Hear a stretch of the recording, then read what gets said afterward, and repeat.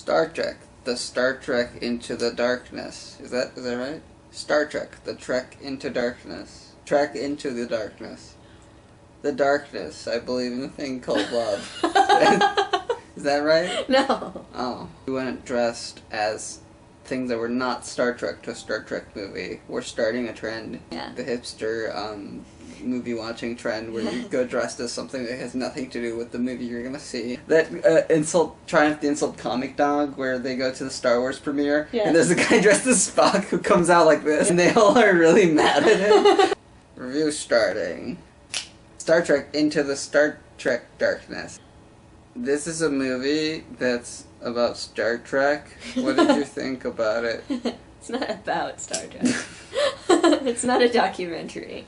I really liked it. I liked the characters. I felt like it was a lot more thrilling than the first one. The first one was kind of an introduction to the characters and stuff. Yeah. And I thought that Benedict Cumberbatch was really good. Yeah. As he who shall not be named. He was Lord Voldemort. It was interesting how they did that. The twist. Yeah, it was a twist. Kind of looks like Snape. He does a little. A little. A little. A little. But, and I liked the dialogue. I think that the writing is really good. Yeah, I don't know if people will share that experience that I think it's better than the first one. I don't know if other people will think that too. I did too. I kind of think like that opinion is going to be mixed. I liked the first one, but I like this one slightly more. Like the effects are really good. Yes. And the way it looks is really good. Some of it looks beautiful. Like some of the space stuff is beautiful. A lot of it has to be CG, and like when you look at a movie like that looks so good and it's CG, and then you look at, I know this is a year old or 2 years old, so it's a little bit unfair, but I saw it recently, Green Lantern, which looked like crap to me. Yes. And I don't know. Clearly it matters how much money and time and effort people put into it. It's really not fair to compare those two movies. Like when you compare something that's really well done and something that's not well done. And they're both very CG. Right. And the gap is huge. So, well, like what was the budget for this one? Probably $6 billion? I have no idea. Because the budget for Green Lantern was like $200 million. I'm sure it was more than that. Yeah. But probably not that much more. That much more? Yeah. Like it wasn't like 10 It was just money more well spent. It was funny because the credits gave credit to Industrial Light and Magic, Lucasfilm Ltd, and Skywalker Sound, so that was interesting. I think it's because they're going to be working together. Well, sure, because J.J. Abrams is going to direct a Star Wars movie. The effects were good. The acting was good. He went less crazy on the lens flares, which I think was good, because they were mainly in the bridge, were used in the bridge where there's lots of lights, so it made more sense. Because it's like, that was the look of the bridge, but that was it. Yeah. It wasn't, the whole movie, it has lens flares every shot. There were no lens flares in the middle of space. Well, there were, actually, I think. But really?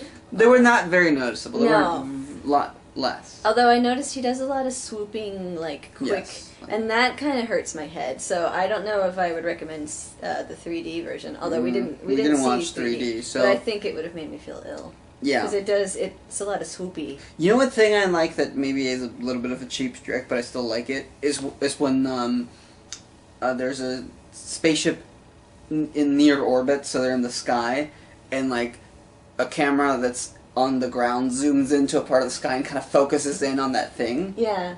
Joss Whedon does that a lot, and it's just really cool to me. I don't know, because it makes it realistic. Like, really think about it. Like, if you were on the ground and you saw a spaceship, like a big ass spaceship in the air, that would be really fun, and not fun, but really like impressive.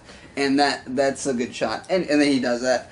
I like when this is on the trailer, when like the Enterprise falls into the clouds. Yeah. Like, a lot of those shots, like, even the first, like, scene, all the colors and the makeup, everything's great. You know what I really liked? When it goes into, is it hyperdrive? Yeah, hyperdrive. It goes into hyperdrive. Yes. And it looks like crystals. Yeah, like it leaves behind a trail. It's really pretty. Yeah, it's really cool. Let's get into a little bit of spoilers. Spoilers. They show Klingons briefly. They don't play a big role, really. Like, they talk about them a lot, but they're not shown so much. You see them, their face, for maybe, what, a minute? They have helmets that match their heads, though. I thought that was really cool. Like, they had helmets with ridges. Yeah, because it's the reveal of their faces. And to be honest, Klingons always look weird to me in the show. Like, yeah. It was just stuff on a person's face, and they made them more like, I don't know, I'm gonna guess that opinion is mixed on how they made it look, because it doesn't really look exactly like you're used to. No. So some people think it looks good because it's like more different than humans, but some people are gonna be like, that's bad. Like, they changed it and it looks bad. J.J. Abrams said recently, right, that he's not really a Star Trek fan, but he is a Star Wars fan. Mm-hmm. And you can tell, because this movie, is same as the last movie, is a lot faster paced, more action adventure, less reflective, less philosophical. It's got short, witty dialogue like Star Wars, too. Yeah. Yeah. It just has a lot more, like, a lot of the Star Trek movies were made to be sort of like action movies, and, I don't know, this one definitely was, but to a greater extent, and to, like, a more well as an action movie. Yeah. And so, I know some people, especially some, like, real hardcore Star Trek fans, saw the first Star Trek and were like, this is too, like, action-y. And you'll think the same thing. If you thought that about the first one, you'll think this is too action-y again. But on the other side of the coin, people who don't like Star Trek because it's slow, and did like Star Trek, the first Star Trek Abrams movie, because it was faster paced and more exciting, this one is just as fast paced and exciting, and it has lots of people running and doing things, and like... And like 3 people are in the captain's chair. Yeah. And I liked that.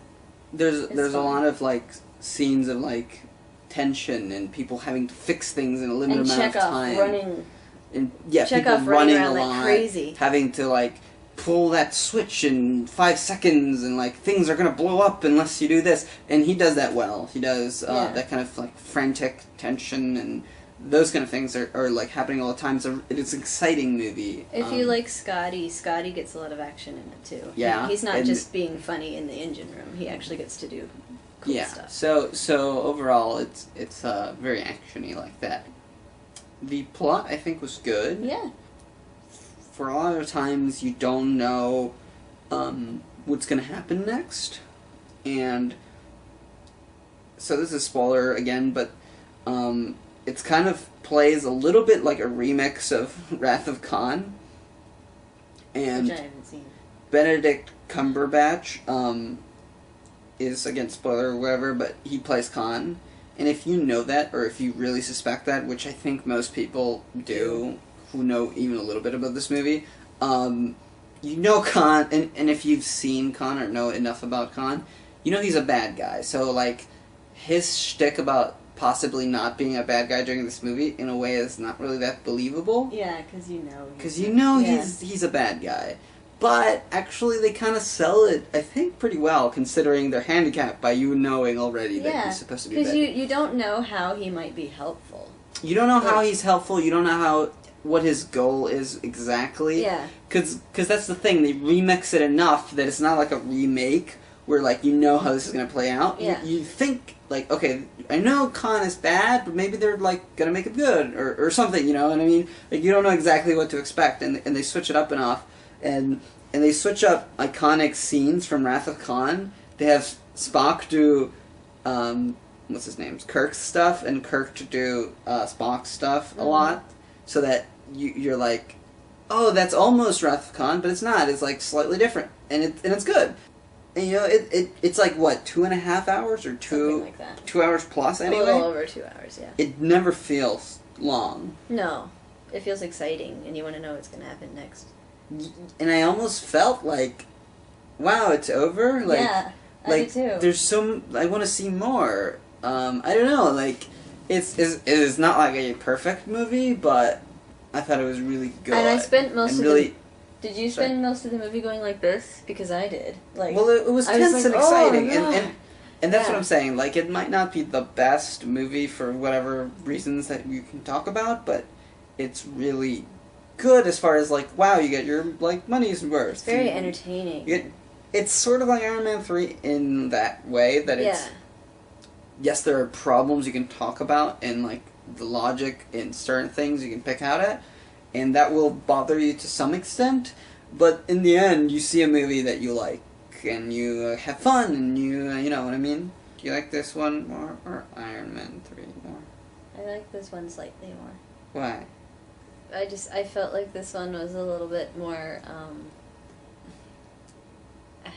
entertaining. You know, I think this one was just a bigger in scale. Yes. Which is partly, like, Iron Man 3 is not supposed to be that big. It's supposed to be, I think, a scale down from the Avengers. Yes. Which I think in that case is a good thing, but yeah. It doesn't feel as big of a movie, and for that reason, Star Trek is really good. Yeah. You know, like, everything about it is, like, big in general. Yeah. I really want to see it again. That's how much I like it. But again, the only thing you can say about it is that, or not the only thing, but one of the things you can say about it is that a lot of the characters and a lot of the things, along with it being faster paced and more action oriented, is not as like a lot of these concepts and characters are very, or not very, but they're more simple, and they're more exaggerated. Like, one thing I noticed was that Kirk was, like, super horny all the time and, like, always chasing girls. He wasn't really like that in the show. Like, yeah, he had a little bit of a reputation, but he wasn't like that the whole time. Yeah. And they actually scaled it down a little bit this time. He only, like, was checking out girls and, like, sleeping with girls, like, or doing that, like, blatantly, like, 4 times. He had 2 girls in his bed. I know! He had tails. Yes, and he looked over at a few girls that were walking, and there was another time where, like, the girl was changing in her underwear. Like, there were 3 or 4 times when it was obscene how much, like, they made him be super horny again. But it was, I think, only 4 times. I think in the first movie it was, like, the whole damn time, and it was a little bit annoying. Well, he has some things to learn. But well, in this one, I just think he didn't have enough time to do that. Like, yeah. I like the new girl. I'm glad that there's another girl on the ship. Yeah. And she's smart, and she's not treated like, oh, she just does this one thing because she's a girl. Yeah. They actually give her some cool things to do. Yep. And they beam her down to detonate or to deactivate a thing. That's pretty cool. Spock has, like, a huge part in this. Like, yes. Even more than the first one. He was pretty big in the first one, too. But I think he got an even bigger role in this one. Did. And he kind of, like, yeah. And Bones gets to be funny and sassy. Also, if you're a super Star Trek fan and you're the kind of person who notices, like, the engine room looks weird. It shouldn't look like that. It should be like this thing. It's like a thing. And, like, people who know what about that... It should be gray and made of things that are obviously not real. Like on the show. Right. Like, it's not a small detail. Yeah. The way that it doesn't look the right way. Yeah. Like, it's not that it's white. It's not that it's a different color or anything like that. Like, it's fundamentally different. But the average person, and me, I'm not an average person, really don't care that much. Like, it's just, okay, yeah, the engine looks different, okay, but those things don't exist anyway, so, like, if they're different, like, eh. Yeah. Like, at most, it can bother me, like, a little, and I don't think it did at all. Like, I know it's supposed to be different, and I know why, but, eh. It's white and it's glowy. Yeah. But it doesn't look bad. I think it looks cool. So, yeah, whatever. And, like, Starfleet Academy looks different. Like Starfleet Academy is, like, very much like a now, what is, say, like a naval academy or something like that. But in the show, it's not. It's more like a college type place, isn't it? Yeah, I guess. Or like, a place of scholarly learning, I guess I would say. Not really necessarily a college, per se. But anyway, yeah, there's little changes, like, or big changes if you like, but there's changes that to some people are maybe a big deal. Average person, me, no.